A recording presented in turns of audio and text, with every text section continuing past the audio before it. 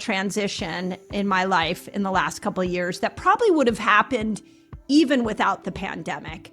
And then I want to talk about this word disruption, because transitions can be disruptive.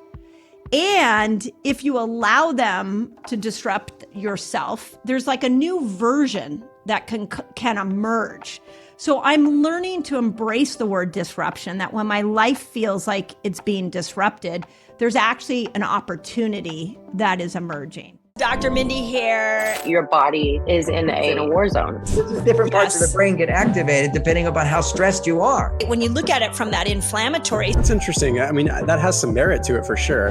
And you can't control everything. I'd say. And what about a woman who is not pregnant, but she's aiming?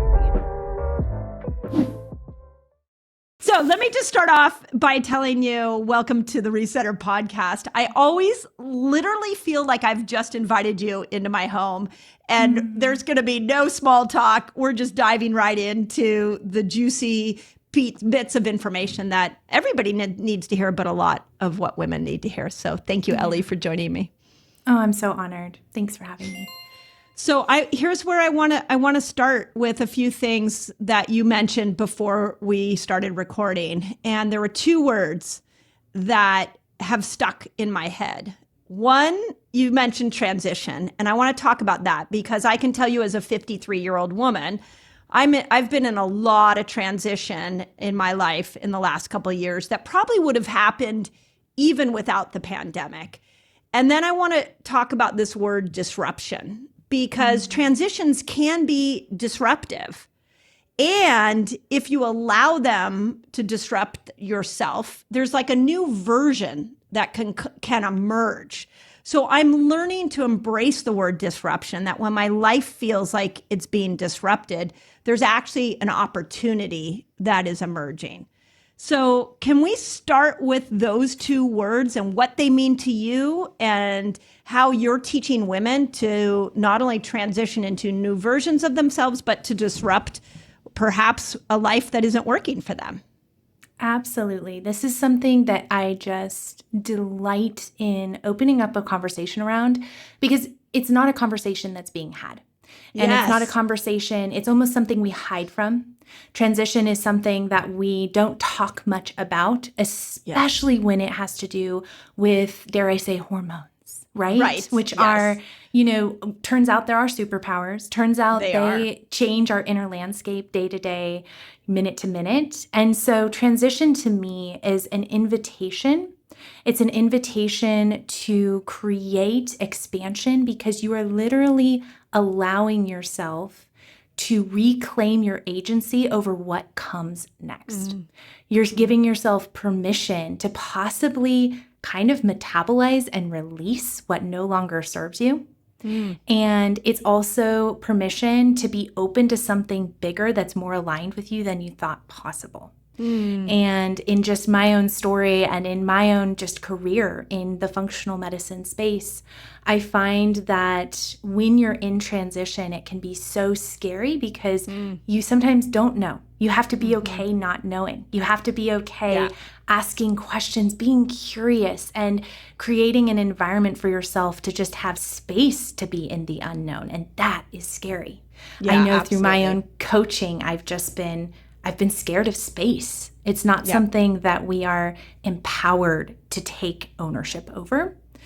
So I've kind of made it my mission to make transition be something that I talk about quite a bit, but invite women into a conversation around, so that we can put on our wellies and dig through the mess of the transition together and find the message and find what is on the horizon for this beautiful, gorgeous woman that I'm sitting across from, and empowering her to take ownership over it too. And I think that's the piece that I think is missing, if I'm going to be honest with you, around in the wellness industry. I think you and I are just entrenched in a cacophony of noise around what your next step looks like, as though you can't trust yourself. And when I'm helping someone in the midst of a transition, I really want to put them in a position where they are building so much self-efficacy and empowerment that they then feel ready for whatever transition comes next. Oh my gosh. I feel like, were you just sitting in the therapy session I just had an hour ago? No, because I was having the same therapy session. I was literally just with my therapist talking about all the changes in my life and how I'm really cognizant as things are changing to find myself. That I think as women, we have been so conditioned to think about everybody else, to constantly put everybody else's needs ahead of our own. That one of the things I'm learning with my menopausal journey and being a 53-year-old woman is that I now, for the first time, am getting enough space from mothering. I'm getting enough space from my practice. I'm getting enough space from my business to be able, and probably even from my menstrual cycle, if I think about it, to be able to ask myself, what do I want? And in that asking what I want, I'm finding that there's a muscle there that I've really got to exercise that I have not exercised. And I think that's why transitions get messy, is because if you transition into a new phase of your life without asking yourself, what do you want? You can just go into another transition of what the world wants you to do. So how do we make sure a transition is our own? Oh, I love that. Well, we all happen to have our internal GPS system. I like to call it the goddess positioning system. Oh, it's so good. Isn't that so cute? Oh my I'm God. such a dork, but I think of everyone that I work with as goddesses. So I really like to talk all the time about tapping into that deep GPS system that we are all fully equipped with. No one is without their inner GPS, and that GPS system is what we feel. What we feel is deep information about what needs are met and what needs are unmet. And that is what enables you to create an environment where you're not just trying to do the right thing, which inevitably ends up falling into you following someone else's direction instead of your own, and then you're living someone else's life. But when you are following that inner GPS system, you're listening to those inner whisperings, which are always redirecting you, always pivoting you, telling you to turn left because right no longer serves you. That's when you know that you're coming back into alignment with what is actually meant for you, and it is your story that you are going to step into. And I have felt intimately what it feels like to own someone else's story. I've been a high-performance athlete, love checking the boxes. I love making sure that I'm doing the right thing, even if it's misaligned. And when I began, I'm on my mission. I think we're all on our journey towards this place, and not even, we're in process of listening to that inner GPS system. I have found that the things that are in store for me are so much bigger than I thought possible, because they're always a reflection of what my inner wisdom, not my indoctrination, is taking me towards. What was your sport that you played? I was a swimmer. Oh yeah. So here's what's interesting, because I've really had to undo the conditioning of my athletic brain.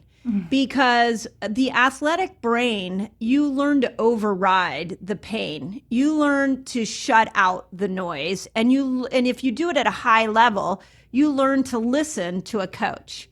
And if we take that example and we apply it to the world today, there's so many women that I see that are living lives that are creating more pain. And they're listening to voices that society has set up, like, you should do this, not that. And in that, we have completely lost ourselves. And so I resonate. When you said you were an athlete, I was like, oh yeah, you have that athlete brain.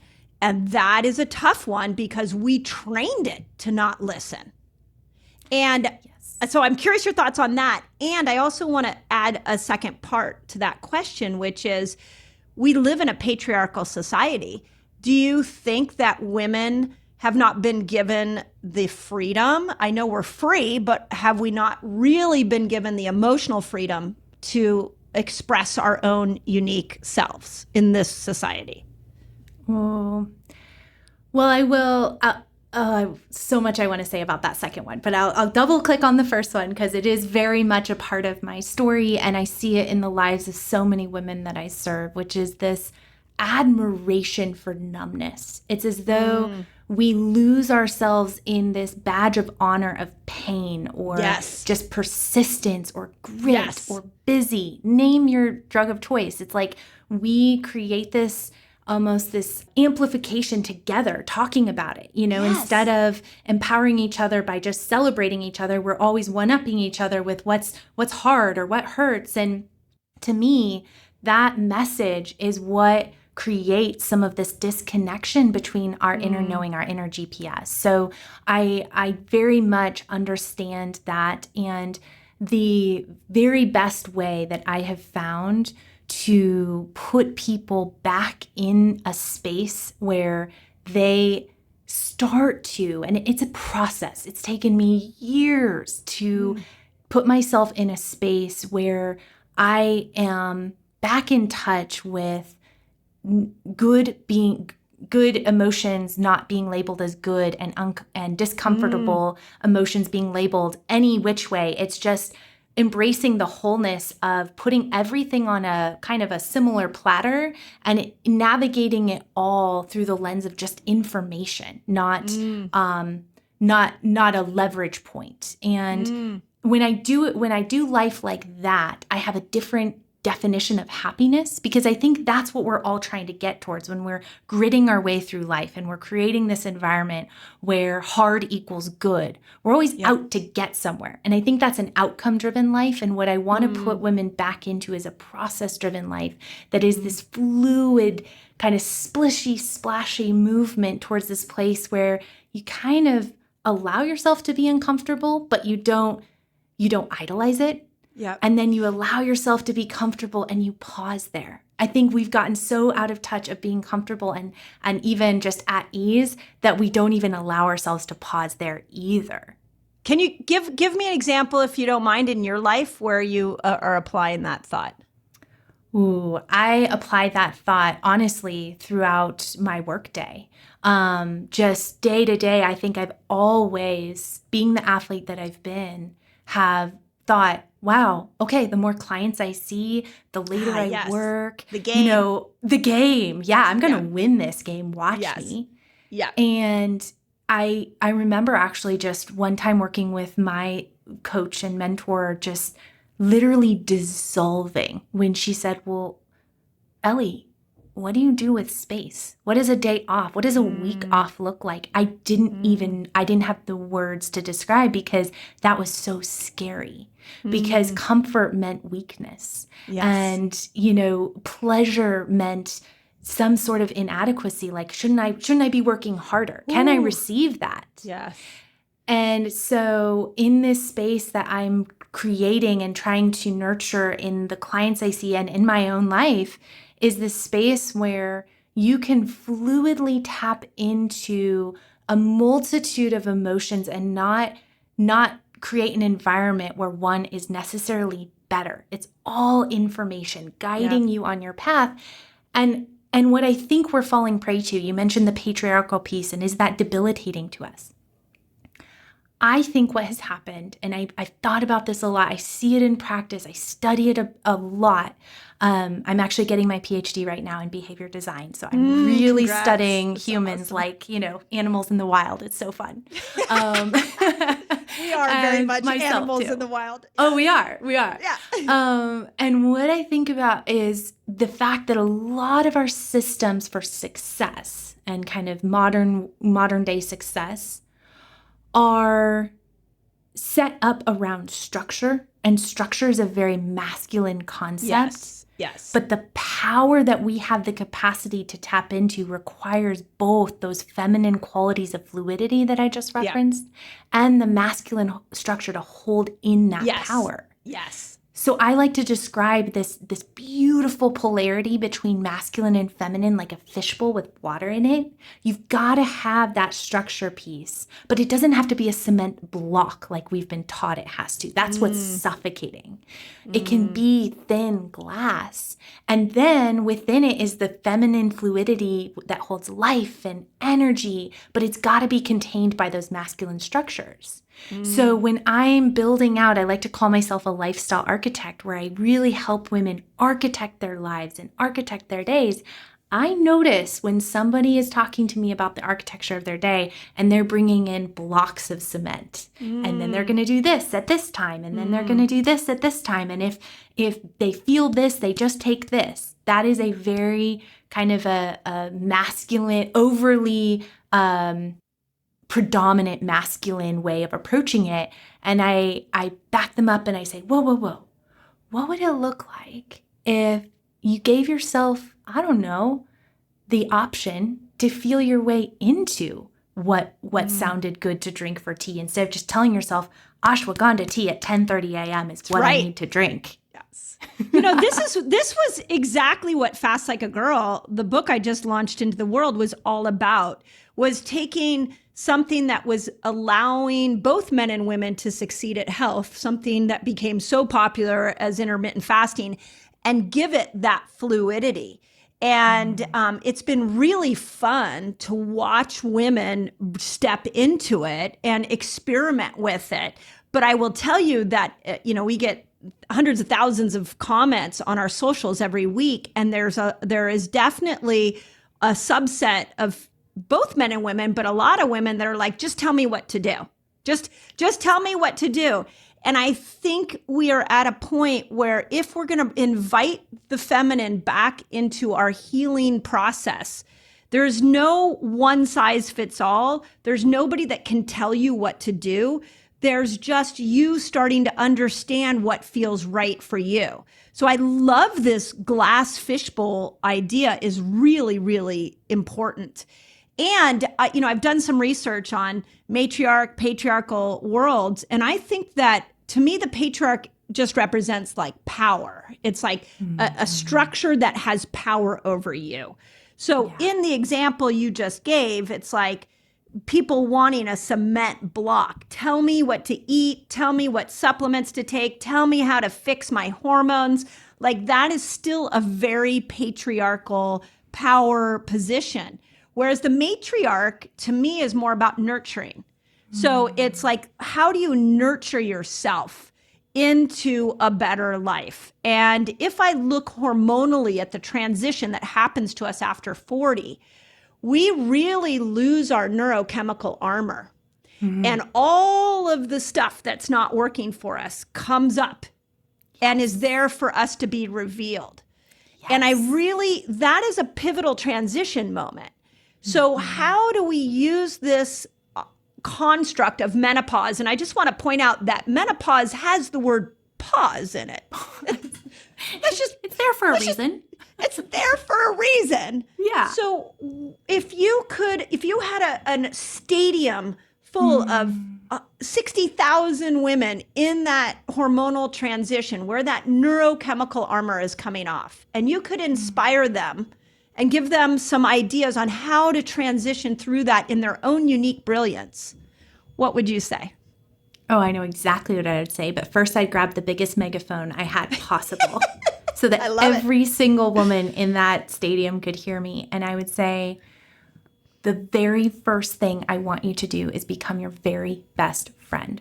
Watch yourself, watch your patterns, get really up close and personal, really get curious about yourself. Because what you just described to me is when that armor comes off and you don't know yourself, the really scary moments come when you feel so like there's nothing that you can turn to that meets needs that you don't even know about, right? If you are in a space where you have so little self-awareness around both clinical patterns and emotional patterns, then that's a really kind of scary place to be, which is where some of those reactive tactics and overhauls come from that are spoon-fed by the wellness industry in many cases, where it's like, okay, just tell me what to do. I'll just do it because I don't know what I actually need.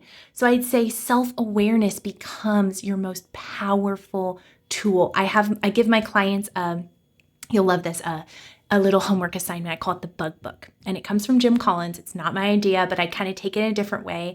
And I basically have them write their day observing themselves as though they're a bug. And what this does is it allows them to take the shame and the criticism around their daily patterns and just they're narrating their lives. They're just telling me what they do, what they like, what they don't like, what they eat when they're hungry, what they eat when they're stressed. But they tell it through the lens of them being a cute little bug, a little ladybug or whatever. And when you do this, you create an opportunity for a little bit more, not only permission of what comes next, but so much more compassion for what you're feeling. And you give yourself the opportunity to create enough space. That's the thing where this pause comes in, because the healing comes in the space, right? And so that narration, yes, it's a cute little homework assignment, but I'm helping my clients zoom out a few lenses and go up a few levels and look down and say, what hasn't been metabolized? Because when I look at the different transitions through our 20s and our 30s into 40s and 50s, I say, you know, when you lose that emotional armor, I love how you put that. What ends up happening is you start to confront old patterns that weren't ever addressed. Or, aging isn't linear, it's cyclical. And so you're spiraling back to things that you were able to armor yourself against. And without that armor, it's a really intimate, very raw space to be. But it's a space where you can get really familiar with yourself through the lens of, with the ultimate goal to build a relationship back up with yourself. Yes, that's what I'm in the business of doing. I'm putting women back in relationship with their body. Yeah. It feels like a stretch for some women for me to say they'll be their best friend, but we get there. Right. And so that narration tactic is where I would start. Do you think that grief is a necessary ingredient to the transformation process? 1,000%. Yes. I was afraid you were going to say that. Yes. And I didn't pull on the thread you gave me earlier on. You said, let's talk about rupture.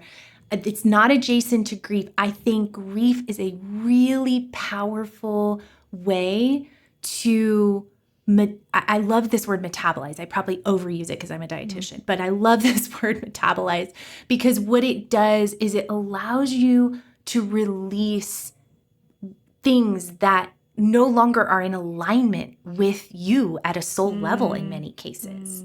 Yeah. And so I think some of the most transformative, radiant surges forward that I see women encounter come after a deep rupture. I love this term, rupture before radiance.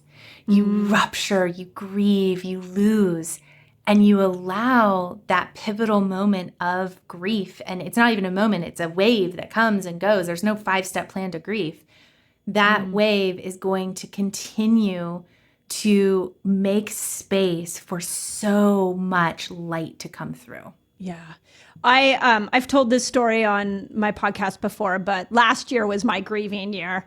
And it was our second child was launched into the world. I closed my clinic. A lot of people who were meaningful in my life moved away. And I was left to just sit with myself.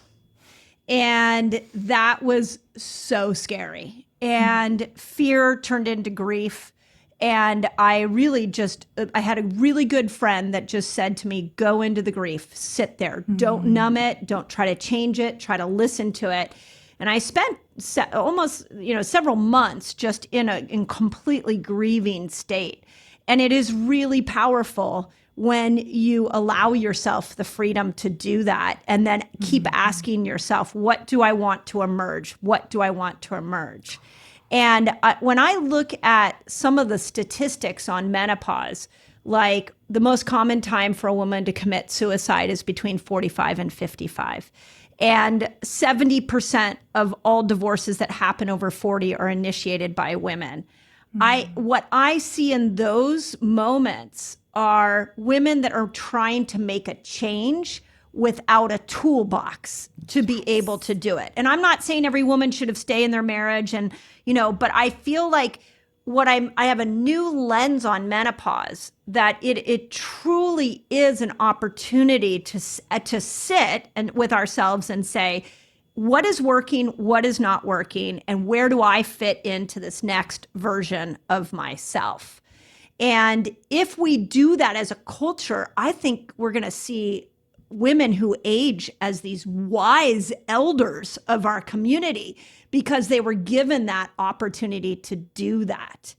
And so I'm curious your thoughts on that or anything you would add to that. But I'm really like, my heart hurts when we're only looking at menopause through the lens of HRT, or we're only looking at having the conversation that a menopausal woman is a little crazy in her brain. Like this, we don't want to miss this moment. This is our moment. Yes. And what if we looked at that grief and that sorrow or sadness, or even what I was talking about before, that uncomfortable things as part of the human experience, and we allowed ourselves to human with one another over it, because maybe that sadness and that sorrow is literally allowing ourselves to feel it, is allowing ourselves to identify the tools that need to be in the toolbox. Because we're so quick to jump to the toolbox. We're so quick to create the fix-it That's kit. patriarchal. That's the patriarch, right? That's like, yes. I'm used to living in a world that has structure, and you're now asking me to unstructure myself to find myself. How do I do that? Exactly. And believe me, I am the biggest culprit of, in my moments when I am still, living off of the high of just having a fix-it kit, which that high is short-lived because it always fails you at the end of the day. I want someone to just tell me. I would be that one on your social page saying, okay, Mindy, just tell me what to do. Right. But I will say that place of allowing that sadness to not only create stillness and maybe a little bit of silence, which is scary too. I've heard you talk about, even writing your book, and that stillness and that silence can be so scary because it's new. Super scary. Yeah. But that's the traveling professor. That is the informant for not only how we show up in our next step, but how we empower the woman beside us to show up too. Okay, so that's another key thing that you just said. And I'll be like fully transparent about my own journey and launching Fast Like a Girl out into the world. I've just been nonstop travel, and I hit a point in the last week where I'm like, okay, I need to pause. Like, I can't preach one thing and do something different. And it's really scary as a powerful woman to say, I cannot do this anymore. And yet, each time I've been trying to articulate that to the people closest to me, the reflection I've gotten back is thank you, because when you stand up and say that, you're giving me permission to stand up and say that. So that concept has actually got me thinking about the term feminism. And how feminism is the feminist movement is a bit of an aggressive, like, we can do anything a man can do. And we can when we allow softness into our life as well. Yes. That softness is receptivity. Okay, expand on that, because I think that's what we're missing. We're trying to make it one or the other. But we can be more powerful if we embrace the softness. So talk a little, I love this idea of receptivity and softness. What does that mean? Yeah, so to me, and of course, my working definition as I just live the human life that's swirly and twirly, and you learn as you go with this softness, because my instinct is not to be soft. I want to win. Mine I want neither. To, right? Me neither. Softness to me has been trained since I was a little girl that it is weak. Yes. But when I'm receptive and when I'm soft, that is where I actually receive what not only wisdom, which is if you talk about the power of the journey of the woman, it's receiving wisdom, not only from others, but most importantly from ourselves. You actually receive that wisdom, but you're also remain curious. And when you're curious, you're ready. Me too. When you're curious, you're ready for expansion. When you're certain, you contract. And don't get me wrong, you have to be, this goes back into the polarity of masculine and feminine in the fishbowl. You need a certain amount of certainty, but I look at softness as remaining curious in all situations. I've started this practice for myself lately where I wake up and I just ask myself a few questions about what the day holds instead of what used to be my MO, which is my greatness journal. Here's what I'm certain I'm going to be great at. There's power. Let me to write that, all but my affirmations down and do my vision board. Like that is so patriarchal. Yes. It's really interesting. But that curiosity, that questioning, that softness, that receptivity, it's always going to be opening your aperture up to what is available to you. And a softness for me, when anytime I break and in many cases it's forced, but when I allow myself to be soft, softness comes before a surge. It just is amazing how much that softness allows me to sink into myself and tap into those whisperings, that knowing, that GPS system we talked about. And modeling that softness. I'll tell you, I have a tribe of mentors. I think women in mentorship is so powerful. And my mentors model softness so well when they say they don't know or they ask really good questions. It's all about they're not throwing out answers or giving advice, because advice is brittle. It's very context dependent many times, whereas questions are so expansive. And that comes back, I think, when you ask questions, you're telling the other person you're remaining soft, you're remaining receptive. And I geek out to the level, being the little biochemist that I am. I think, man, even at the cellular level, when the cell is not receptive, you could give it all the most invaluable information in the world, but it's going to fall on deaf ears. You're not going to receive it. Oh my God, that was so brilliant, because I was asked, and I'll just back up a little bit on a situation that happened to me a couple weeks ago. I was on the Diary of the CEO podcast, very large podcast, and it was a 3-hour interview. And at the end of it, he asked me, if you could design a work week for a man versus a woman, what would it look like? And I had never really been asked that question. And of course, I'm thinking of it through the lens of hormones. And the answer I gave was that I feel like the patriarchal, and again, to me, the patriarchal just means a rigid structure that hasn't really been working for women. I feel like the 7-day work week works well for the male body and the male hormones. But that women really would do better with like a monthly work week and an honoring of a recovery week, the week before our periods, or in a menopausal situation, you would just, maybe you map it to the lunar cycle where there's a recovery week. And so I started to explain this to friends post-interview, and so many of my feminist friends said, that is going to make women look weak. What you just said is going to make it sound like women can't do the workload that men can do. But if we flip that to your analogy of receptivity, of like a cell, and the cell has to be open and soft and permeable for it to invite hormones in, for it to invite nutrients in. And when it's rigid and inflamed, you can't bring any nutrients in and toxins can't get out. Then that doesn't work for anybody, but especially the female body. So how can we bring a new flavor to the way in which women even approach work that allows for softness when we are trying to perform at the level we're trying to perform at to keep up with the success patterns that has been created by the patriarchal world? that is something that I am really grappling with in my own just tiny but mighty team, just in the rhythms that we work within, but in my own life of really standing up for my rhythms of work, because I really do follow a cyclical pattern in my creativity and my production, which is newer to me, but life-changing.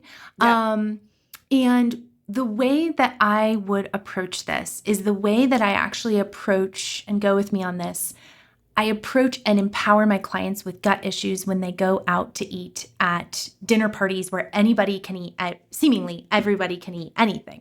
Right. And instead of equipping them with the whole laundry list of things that they can't eat and that, they're sorry they can't eat them, which only brings negative attention to their situation and people feel sorry for them, I equip them with the most powerful sales pitch for what they're doing, why they're doing it, and why it's changed their lives. And before they know it, they're coming back to me saying, everyone wants to do what I'm doing. Like, when you approach this dichotomy, this difference in work schedule, because you're leveraging your own innate zone of genius, and you're coming to the table saying, watch what I can produce when I'm in the power phase of my cycle, when I am literally cranking out creative, energetic vibes. Just you watch what comes out of me. But when I tap into the rest and the integration and the pause, you're going to see me come back to the workforce ready to run through a brick wall. That's right. So when it's, that's right, advertised like that, I think there's so much that we apologize for as women navigating our cycles. And I want to put a completely different spin on that and say, watch me shine when I allow myself to work in synchronicity with the rhythms of my body. You won't even believe what's about to happen. That's it. Yep, that's it. And that is power. We can do more when we honor the softer side of ourselves. So I 1,000% agree with you. And it's taken me till my 50s to really see that. And it's taken the journey through menopause to really ask myself, questions for the last 10 years as I've been going through this process, and then really defining a new version of myself that really works for this new map of hormones that I have. And because of your health background and medical background and clinical understanding of the human body, I'm curious what you think about this statistic that I keep hearing coming at the forefront, which is 80% of all autoimmune conditions happen to women. And I know we can say, well, it's beauty products and it's this and it's that. But if we go at the root of what autoimmune conditions are, it's the body attacking itself. And I recently have some new ideas around that I think we turn on ourselves a lot because we're not honoring ourselves. And so we get stuck in the production of the world, and we start to feel like we either can't keep up, or we're exhausted, or we don't know ourselves. And instead of saying, hey, I need to rest, hey, I need to love on myself, we turn on ourselves mentally. And if we turn on ourselves mentally long enough, we eventually turn on ourselves physically. What are your thoughts on that, and on why autoimmune conditions happen to more women than men? Two thoughts. Number one, I think you are spot on. There's such a powerful analogy there that I think really translates at the biological level. I mean, you read anything about applied psychophysiology, and when you are constantly thinking about yourself in a critical way, there's no way that warfare is not going to be taken on your own biological system. Yes. And I also think I'd go as far as to say some of that criticism is such a deep reflection of our inability to celebrate ourselves, our inability to rest in this space of enoughness and install wins into our neurochemistry. And dare I say, brag about things that we are so proud of. We're always creating a situation where what we are and who we are is not enough. And that does create this deep inner immune turmoil. And so I think, not to say that teaching women to celebrate themselves is going to be the antidote to autoimmune conditions, but if we can create an environment where we not only know what it looks like to pause and take and receive, going back to that receptivity, a sense of pride and self-efficacy and agency, I have no doubt that that translates to biological protection and preservation. It's it's such a it's catabolism to always be in the space of criticism. And so when I look at a women's physiology just at a biological level, I think there's a big argument that you could make that just our heightened sense of awareness creates that immune stimulation, right? That's one way I describe to clients. I say, we are hardwired for fertility, and with that comes a lot of heightened sensitivity to our environmental cues and toxins and all of that. Said. Yeah. But what would it look like to leverage that and use that heightened sense of awareness to celebrate more things than anybody else because we are more aware of them? Yes. Well, I always say we have a wider emotional spectrum because of our hormones.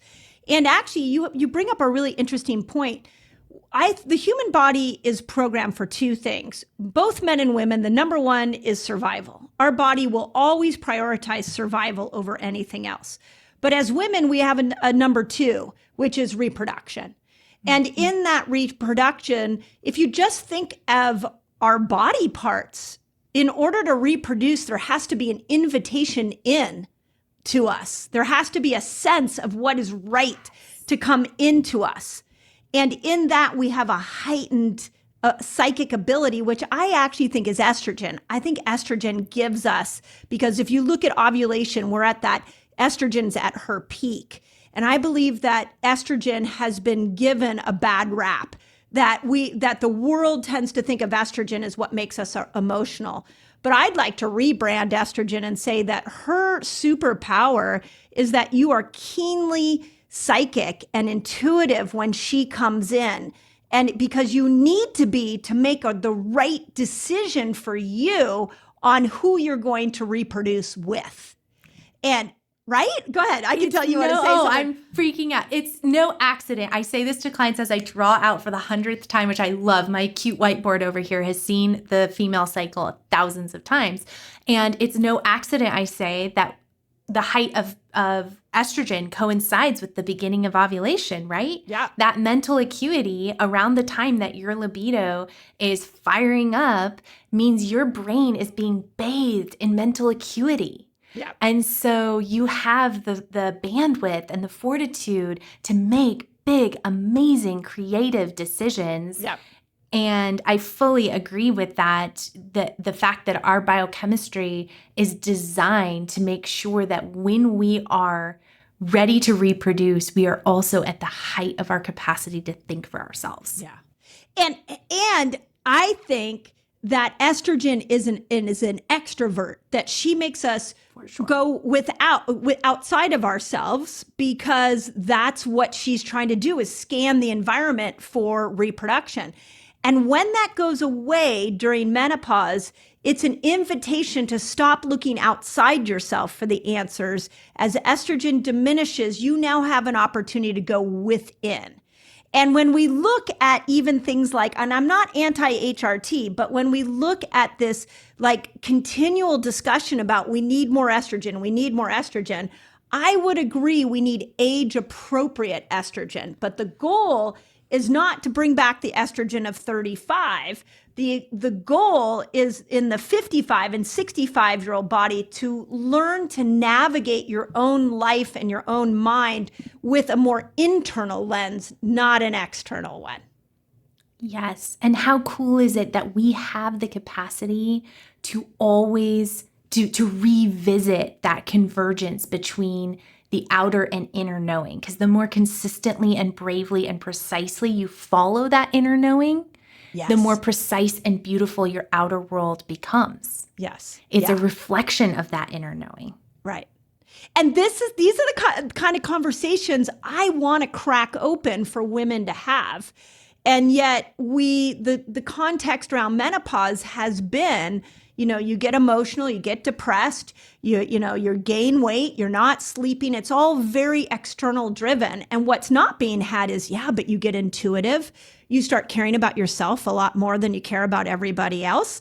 You have a whole lot of wisdom that life has provided you. So you have an internal knowing that you might have not had in your younger years. There's so much there. And I feel like the way we're going to amplify this message that you and I are talking about is by gathering women and helping women have these discussions and supporting each other.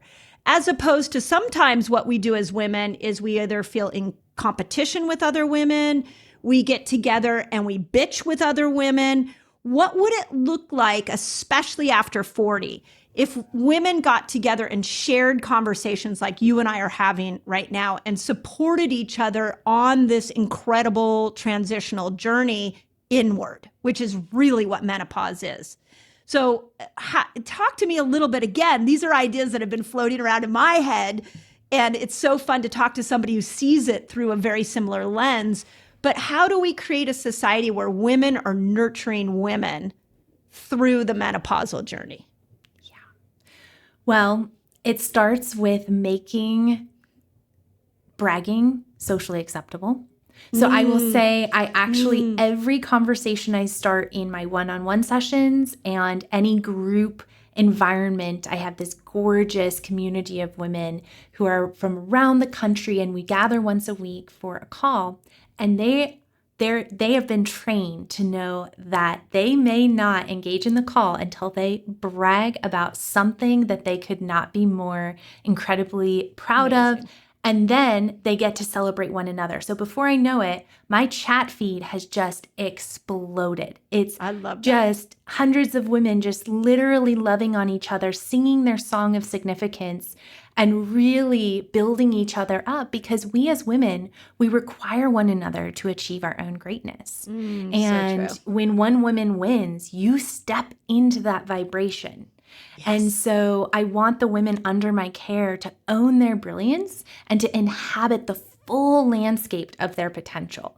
Yeah. And sometimes you need for a while for someone else to be giving you those prompts. So when I'm studying, one of my biggest fields of focus right now is on the power of self-efficacy for behavior sustainment. And what I will say is when women are given validation externally about their greatness, they start to internalize it. And then they start to own it, and they start to really take it and run with it. It's you pass the baton to them. Yes. So, oh my gosh, you just brought up a really interesting thought that I have been doing with the women in my life. When a woman does something spectacular that I'm in admiration of, instead of what I think the younger version of me would do, would be like, oh, they're so spectacular at this, I'm not that. And so I kind of, again, turn on myself. But the wiser version of me is now saying, let me tell the women that. And I've had more fun going to women in my life that I really admire and saying, you're amazing. Like, I love this about you. And you just watch a whole woman soften. So if you look at how we can support each other, how do we verbalize to each other something that we admire in them? And like you said, then we are stepping in the vibration of that. And I would love to see a world where when you see a woman win, it is your win. And then you go and you compliment her, then you're now even more in that vibration and working in alignment with her.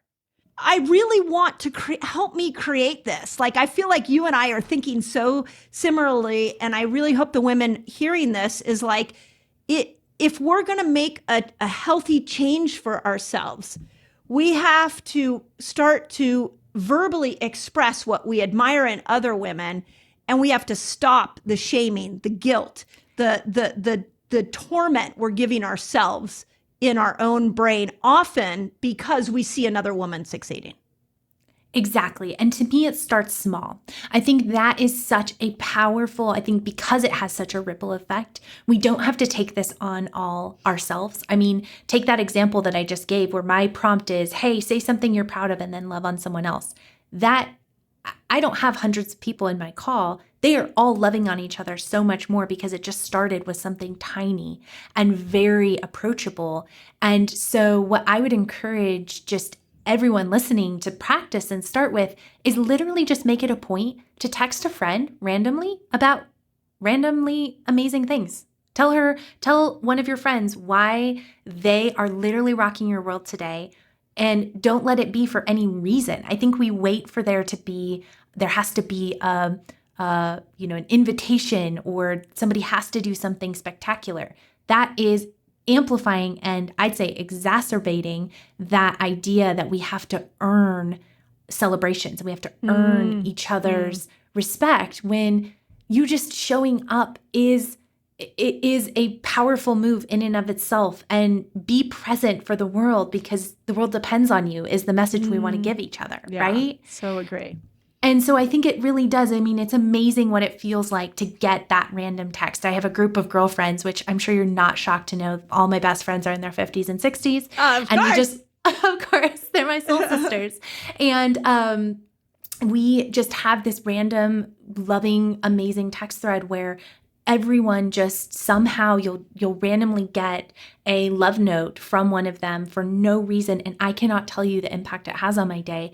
I am so ready to do that for someone else. So I think it starts on that microscopic level. But I think for the cultural shift, it's about really making this conversation, because conversations, I think, also have an even more powerful amplifying vibration to them. Yes. So having this conversation, just bringing it up and saying like, how are you feeling empowered? Talking to people in your life and getting a pulse on what's lighting them up and what's making them feel ready to take on and own their magic for the day, and really empowering them in that is something that also creates a big ripple too. I know when I hear women talking about this, I feel so lit up to keep the conversation going. So I think that's a powerful move too. But unfortunately, I also think we miss the boat when girls are young. I think at the ripe old age of 10 years old, young girls are being indoctrinated, and social media is not helping. No, not at all. This disempowerment and this competition and this jealousy. And then you couple on top of that women not knowing their cycles, and it's just a rubber band ball of a mess. Well said. Well said. So, I think it starts there. Yeah. One other thought that I have on everything we're talking about, and you're a lifestyle expert, so you have a background in nutrition, like you get this, is that when we are not taking care of the food we eat, not prioritizing sleep, when we're not nurturing ourselves, we become even more disconnected. So even though everything we're talking about, I think is this powerful amplification of what the world needs from women and how women can thrive in this world, I also strongly feel like the worse our diet is, the more we skimp on sleep, the less we're exercising, all the foundational ideas, the harder it is to tap in to who you truly are and to hear your own internal voice. What would you say on that? Do you think junk food pulls us away from hearing our own internal voice? Well, exactly. I think that's a brilliant way to describe it, because at a cellular level, if we go back to that receptivity piece, you create biochemical dysfunction that is hard to rise above emotionally when your physical standards are not met. So as much as I never want to create an environment where someone's inputs need to be perfect, in fact, I typically in practice focus more on the outputs. How are we detoxing? How are we metabolizing life? I do think that there are some standards, some base information, nutrient requirements that the body needs to depend on for safety. You described our basic needs being, to be safe and to reproduce. Well, nutrients your body recognizes creates an environment of safety. It recognizes that and notices what it is. And it's almost like, okay, I'm home. I feel safe. I can be nurtured and nourished. So that is very important. And for me, I think just being very consistent about the basic fundamentals is important, because when you're supplying those to the body, you can then create the space your body needs to do some of this more abstract, fluid, emotional work that we're talking about. So the physical needs being met is something I really do tap into. I just think sometimes there's this notion that if the physical needs are met with deep perfection, you will come back to life and feel quote unquote happy all the time. Yeah. Yeah. And no, I think of us as channels. We are downloading information from, whatever you want to call it, universe, God, however that works for you. Plus we're hearing signals from our body, and we're getting downloads from what our cells and our organs want. And the more we eat food that is filled with toxins, and the more polluted our bodies are, the less we can hear those messages as clearly. So I understand the diet culture wants us to be rigid to be able to lose weight. I'm talking about how do we allow women to express themselves in their own individuality. And I feel like we have to stop polluting our bodies in order to hear what our individual needs are. And at the basic level, that's the power of good nutrition. I love that. What I hear you saying is when your inner communication avenues are open, when channels of communication are open inside, they become more clear and precise on the outside. That's right. Bingo. That was it. Love that. I love it. Okay, last question. And this one's going to be an easy one for you. And I ask it to everybody this season, which is, what's your self-love practice? You've alluded to a few things here. What's your daily self-love practice? And I'm going to let you brag about yourself. What's the superpower you bring to the world? Well, I did allude to this, and this is where I do really work to practice what I preach on my megaphone, which is just that deep daily practice of self-awareness, because tomorrow is just so unforeseeable and so specific that I just know I'm going to need every bit of today's lessons to become her. And so I'm just gathering all the field notes and watching myself with deep compassion and maybe a few giggles, and also working along the way as I build that awareness to just nourish and nurture my inner child. So that's my self-love practice. And it's just, whenever I tap into it, it doesn't let me down. I love it. That's amazing. Okay. And superpower. What's your superpower? My superpower sounds lame, but I'll explain it. My superpower is to make really complex things approachable and really yummy and palatable and bite-sized. I think in the world of academia, that means like reading a research study very simply. But what I mean is, I love to take things like the swirly twirly hormones and gut function and adrenal wellness and all of this, and just make it something that you can't wait to tell your friends about. But even better, you engage in it in a way that is so aligned with you and your ability to be powerful. And I just think in my own wellness journey, nutrition has been made very unapproachable, and it's been downright almost kind of repulsive because it's been too complicated and unsustainable. And I've just made it my mission to make complex things simple. Do you know that 90% of our guests say that's their superpower?